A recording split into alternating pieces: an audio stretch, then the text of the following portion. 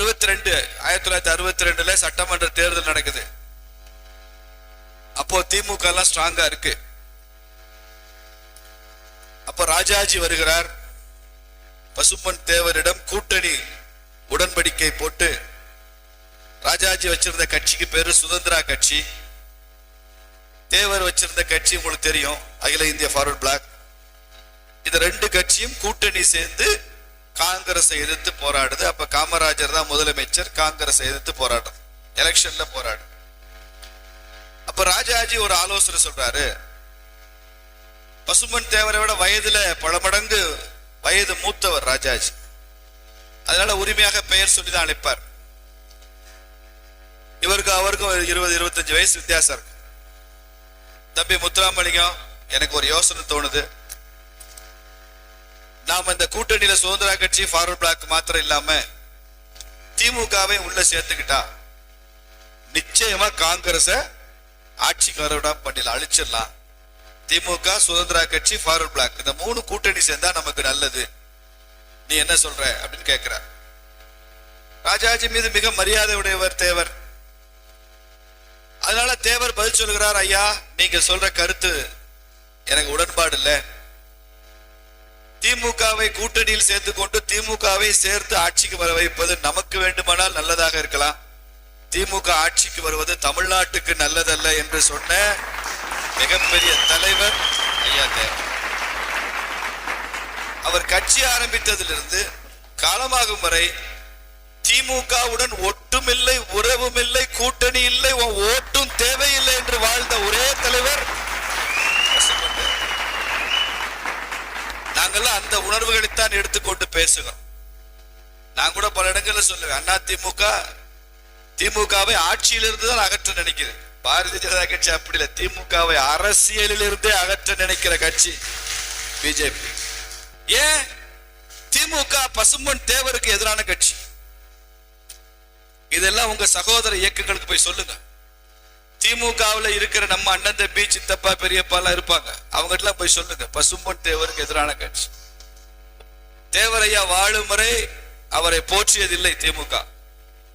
அவருக்கு அமரராகி காலமான பின்பு பல வருஷங்கள் கழித்து அவருக்கான செல்வாக்கு பல மடங்கு அதிகரித்து கொண்டு வருகிறது தமிழ்நாட்டில் என்பதை புரிந்து கொண்ட பிறகுதான் தேவரை புகழ்ந்து பேச துவங்கினார்கள். 63 அக்டோபர் 30 தேவர் காலமாகிறார். அப்போ அண்ணாதுரையும் கருணாநிதி மதுரையில தான் இருக்காங்க. மதுரையில இருந்த கருணாநிதி அண்ணாதுரை கூப்பிடாரு, முத்துராமலிங்க தேவர் இறந்துட்டாராம்ப்பா, வர்றியா, போயிட்டு வருவோம். கருணாநிதி நெஞ்சுக்கு நீதியில் எழுதியிருக்கிறார், திருமாறன் வாசிச்சிருக்கலாம். நெஞ்சுக்கு நீதி கருணாநிதியுடைய சுயசரிதையில அண்ணா என்னை அப்படி அழைத்தார். நான் சொன்னேன், மறவர் குல தலைவர், மனிதருள் மாணிக்கம் ஐயா தேவர், அவர் மறைந்ததற்கு நான் வராமல் இருப்பேனா அண்ணா என்று நான் பதில் சொன்னேன் அப்படின்னு சொல்றார். ஆனா அவர் வந்தாரான்னு நெஞ்சுக்கு நீதியில எழுதல. நான் வராமல் இருப்பேனான்னு பதில் சொன்னேன்னு தான் எழுதியிருக்கிறாரே தவிர நான் போனேன் தேவருக்கு அஞ்சலி செலுத்தினேன், பசும்பொண்ணுக்கு வந்தேன் எழுதல. ஏன்? அவர் வரவில்லை. தேவருடைய துக்கத்திற்கு கூட வராத கட்சி தான் திமுக. கருணாநிதி கோரிப்பாளையத்துல பிரம்மாண்டமான தேவர் சிலை வைக்கும் போது அதை ஊரெல்லாம் போய் நான் தான் வச்சேன் பீத்துறாரு கருணாநிதி, பொய் சொல்றாரு. உங்களுக்கு தெரியும், கோரிப்பாளையம் தேவர் சிலை வச்சது யாரு? மக்கள். அப்போ ஃபார்வர்ட் பிளாக்ல இருந்த முக்கிய தலைவர்கள் மக்களிடம் நன்கொடை பெற்று தங்கள் சொந்த பணத்தை போட்டு ஆயிரக்கணக்கான லட்சக்கணக்கான தொண்டர்களின் வியர்வையில் உருவான சிலை அந்த பசும்பொன் தேவருடைய சிலை. அது அரசாங்கம் ஃபண்ட் பண்ணது இல்லை. அரசாங்கம் வேணா இடம் கொடுக்கறதுக்கு பெர்மிஷன் கொடுத்திருப்பாங்க. தமிழ்நாடு முழுக்க இருக்கிற மறவர்கள் எல்லாருமே பிசி என்ற பெயர் அழைக்கப்பட்டாங்க. எல்லாரும் பிசி. அப்ப எம்பிசி 20% இடஒதுக்கீடு வரும்போது கருணாநிதி எப்படிப்பட்ட அரசு ஆணை கொடுத்திருக்கணும்? தமிழ்நாடு முழுக்க இருக்கிற மறவர் சமுதாயம் பிசியில இருந்து எம்பிசியாக மாறுகிறது, அப்படித்தானே சொல்லியிருக்கணும். அப்படித்தானே வன்னியர்களுக்கு பண்ணோம், மற்ற சமுதாயங்களுக்கு பண்ணோம், அதே மாதிரி மறவர்களுக்கு பண்ணோம். இங்கதான் கருணாநிதியுடைய பிரித்தாளும் சூழ்ச்சி வருது. என்ன பண்ணாரு? ராம்நாட்லயும் திருநெல்வேலி மாத்திரம் அவங்க எம்பிசி, மதுரை, தேனி, திண்டுக்கல் எல்லாம் அவங்க பிசி அப்படின்னு போட்டு. எப்படி பாருங்க, நீங்க கள்ளிக்குடியில பொண்ணு கட்டினீங்கன்னா அந்த அம்மா பிசி கள்ளிக்குடியில. கொஞ்சம் 2 கிலோமீட்டர் தள்ளி காமராஜ் காலேஜ் தாண்டி வந்துட்டீங்கன்னா எம்பிசி. 2 கிலோமீட்டர் தூரத்துல எம்பிசி. மதுரையில அவங்க எல்லாம் பிசி. இப்படி ஒரு சமுதாயத்தை பிரித்து விட்டார் கருணாநிதி என்பது பல பேர் அதை புரிந்து கொள்வதில்லை. அது மாதிரி 1970களில் சட்டநாதன் கமிஷன். இந்த சட்டநாதன் கமிஷன்ங்கிறது நான் கொஞ்சம் விரிவா சொன்னா உங்களுக்கு போர் அடிக்கிற மாதிரி இருக்கும். ஆனா உங்களுக்கு தெரிந்து கொள்ளணுன்றதுக்காக சொல்றேன். 2 முக்கியமான பரிந்துரைகளை சொல்லி சென்றது சட்டநாதன் கமிஷன். சமூக நீதிக்காக திராவிட அரசாங்கம் என்னதான் வேலை செஞ்சாலும் சமுதாயத்துல 2 சமுதாயங்கள் பின்தங்கி இருக்கு. ஒன்னு மறவர் சமுதாயம், இன்னொன்னு வலையர் சமுதாயம். அதனால சட்டநாதன் கமிஷன்ல என்ன சொன்னா, மறவர்களுக்கு என்று தமிழ்நாடு அரசு மறவர் நல வாரியம், மறவர் வெல்ஃபேர் போர்டு அப்படி அமைக்கணும். வலையர்களுக்கு என்று வலையர் வெல்ஃபேர் போர்டு நல வாரியம் அமைக்கணும். அப்பதான் இந்த சமுதாயங்கள் இன்னும் போதுமான அளவு வளர்ச்சி பெறும் அப்படின்னு சொன்னது சட்டநாதன் கமிஷன். அப்ப முதலமைச்சர் கருணாநிதி 70கள் நடந்தது. அதை பற்றி கிடப்புல போட்டு மூடி தள்ளிவிட்டாரு, மூடிட்டார். நான் ஒரு 4 ஆண்டுகளுக்கு முன்னால டெல்லி போனேன். ஓபிசி கமிஷன்ல இந்த சட்டநாதன் கமிஷன் பரிந்துரை எடுத்து கொடுத்து இப்படி மறவர் நல வாரியம் வலையர் நல வாரியம் அமைக்க வேண்டும் என்று சொல்லி இருக்கிறார்கள். அதனால மறவர் நல வாரியம் அமைக்க வேண்டும் என்று சொன்னது மாத்திரமில்லாமல் இந்தந்த மாவட்டங்கள்ல இவங்கெல்லாம் எம்பிசி, இந்தந்த மாவட்டங்கள்ல பிசி என்பதை எல்லாம் முற்றிலுமாக அகற்றிவிட்டு தமிழ்நாடு முழுக்க அவன் எந்த மாவட்டத்தில் மறவர் இருந்தாலும் அவர் எம்பிசி என்று சொல்ல வேண்டும் அப்படின்னு நான் ஒரு கோரிக்கையை கொடுத்தேன். யாரா இருந்தாலும் அவங்க எம்பிசி. ஒரு ஊர் ஒரு பார்டர் தாண்டிட்டா ஜாதியினுடைய தன்மை மாறாது. பிசி பிசி எஸ்சி ஆக மாட்டான், எஸ்சி பிசி ஆக மாட்டான். தமிழ்நாடு முழுக்க ஒரே கேட்டகரி. அப்படிதான் தமிழ்நாடு முழுக்க இருக்கு. அதற்கு காரணமும் சொன்னேன். ஒரு காலத்துல ராமநாதபுரத்துக்கு தலைநகரம் மதுரை இருந்தது. அப்ப இயற்கையிலே தலைநகரத்தை நோக்கி மக்கள் ஈர்க்கப்படுவார்கள். அதனால ராமநாதபுரம், விருதுநகர், சிவகங்கை, காரைக்குடி இந்த பக்கம்லாம் இருந்து பல பேர் மதுரைக்கு வந்து செட்டில் ஆயிருக்கான். இப்ப நீ என்ன சொல்ற, அவங்க கிட்ட எல்லாம் முன்னோர்கள் எப்ப வந்தாங்கன்னு ஜாதி சான்றிதழ் கேட்டு அதெல்லாம் அவங்க கொடுக்க முடியலன்னா நீ பிசிக்கிற, அதெல்லாம் கொடுத்தா நீ எம்பிசிக்கிற. பல பேர்கிட்ட சான்றிதழ் இல்லை. அவன் அந்த ஊருக்காரன், ஆனா ஷிஃப்ட் ஆகி மதுரைக்கு வந்துட்டான். ராம்நாட்டுக்காரன், கமுதிக்காரன் மதுரைக்கு வந்துட்டான். விருதுநகருக்காரன் விருதுநகர் மாவட்டத்தில் உள்ள மதுரைக்கு போயிட்டான், தேனி போயிட்டான், திண்டுக்கல் போயிட்டான், திருப்பூர் போயிட்டான் பனியன் தொழிலுக்கு. எல்லோரையும் எம்பிசி என்று சொல்ல வேண்டும் என்று அதை மிகப்பெரிய தீர்மானமாக நிறைவேற்றி முதல்ல ஓபிசி கமிஷன் கொடுத்தது பாரதிய ஜனதா கட்சி என்பதை நீங்கள் மறந்துவிடக் கூடாது. அது எனது முயற்சியிலே நான் பண்ண முடிந்தது. அப்போது இருந்த அரசாங்கமும் அதை மறுத்து விட்டாங்க. இதுக்கெல்லாம் அவங்களுக்கு நேரம் இல்லை. இதை உற்று நோக்குவதற்கு டைமே இல்லை. மோடி பிரதமர் ஆகிறார் 2014. அப்போ முதல்ல மோடி செய்த ஒரு நல்ல காரியம், இந்திய வரலாற்றில் முதல் முறையாக டிஎன்டி கமிஷன் என்று ஒன்று அமைத்த ஒரு மகத்தான பிரதமர் நரேந்திர மோடி. DND commission. இந்த டிஎன்டினா என்ன உங்களுக்கு தெரியும்.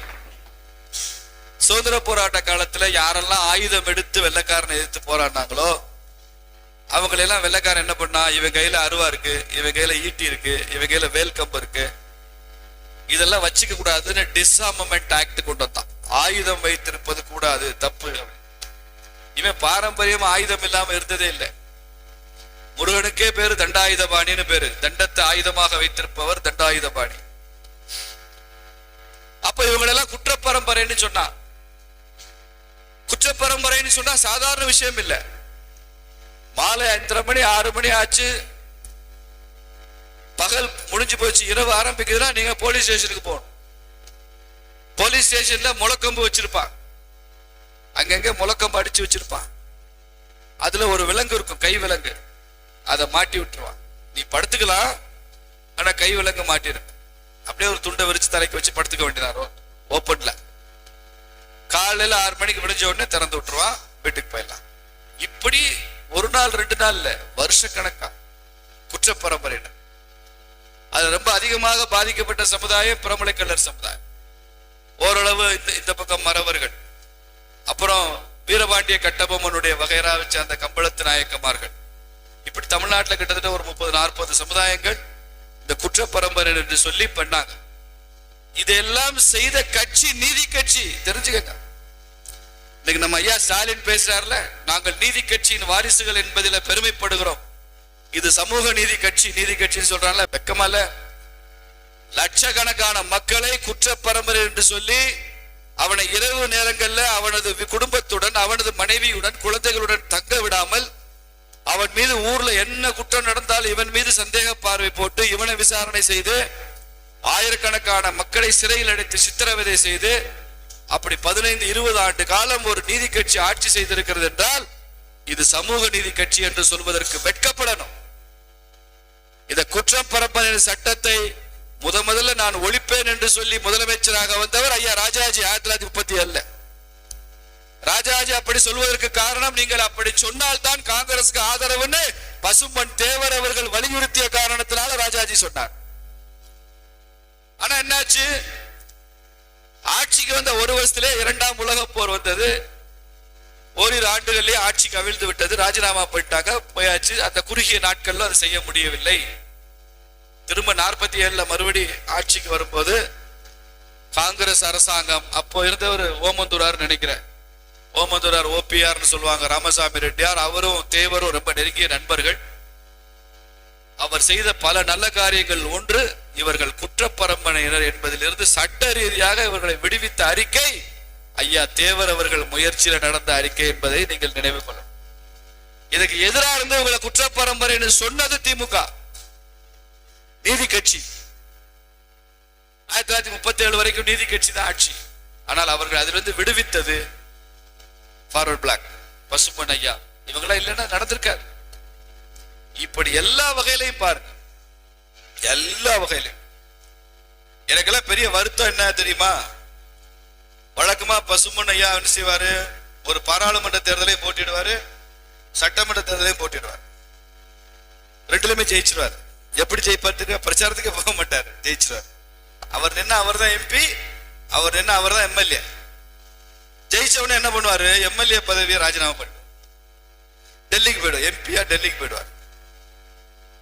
நீங்க அதை மாத்திரம் அவர் கொஞ்சம் மாத்தி எம்பி பதவியை ராஜினாமா பண்ணிட்டு அவர் எம்எல்ஏவா இந்த சட்டமன்றத்துக்கு போயிருந்தாருன்னா இன்னைக்கு இந்த விடியல் ஆட்சி, விளக்காத ஆட்சி, திமுக காட்சியே வந்திருக்காரு.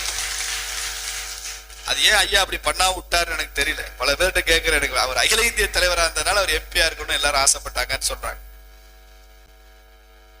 பசும்பொன் தேவருக்கு பாராளுமன்றத்திற்குள்ள சிலை இருக்கு. நான் அதுக்கு பக்கத்துல இருந்து போட்டோ எடுத்து போட்டிருக்கேன், எனக்கு அது பெருமை. ஆனால் பசும்பொன் தேவர் அவர்களுக்கு பாராளுமன்றத்தில் சிலை வைத்த தலைவர் யார்? அடல் பிகாரி வாஜ்பாய், பிஜேபி தலைவர். வாஜ்பாய் வந்த பின்புதான் எல்லா தலைவர்களையும் போற்றுகிற ஒரு எண்ணம் உருவாச்சு. அவர் தான் சிலை வச்சார். இப்படி எல்லா வகையிலும் அவர்களை கஷ்டத்திற்குள் ஆக்கின திமுக. இதனால தென் மாவட்ட வளர்ச்சியே பின்தங்கி இருக்கு. தென் மாவட்டங்களுடைய வளர்ச்சி பின்தங்கி இருப்பதற்கு காரணம் இவர்களை குற்றப்பரம்பரையினர் என்று பல ஆண்டுகள் அடக்கி வைத்ததுதான். இவர்களுக்கான நியாயமான சமூக நீதியை வழங்காதுதான். டிஎன்டில கூட இவர்களுக்குரிய சமூக நீதி மற்ற மாநிலங்களை வழங்கிட்டாங்க. மகாராஷ்டிரால டிஎன்டிக்கு ஸ்காலர்ஷிப் இருக்கு, கர்நாடகால இருக்கு, பல மாநிலங்கள் இருக்கு. தமிழ்நாட்டில் எதுவுமே இல்லை. டிஎன்டி சமூக நீதி கட்சின்னு பேசுறான். இவற்றையெல்லாம் சரி செய்ய வேண்டும் என்றால் வரக்கூடிய பாராளுமன்றத்தில் இந்த தென் மாவட்டங்கள்ல தமிழகத்திலிருந்து டெல்லி நாடாளுமன்றத்தில் பாரதிய ஜனதா கட்சியின் குரல் ஒலிக்க வேண்டும் என்பதுதான் நமது தீர்வாக இருக்க முடியும். ஒலிக்க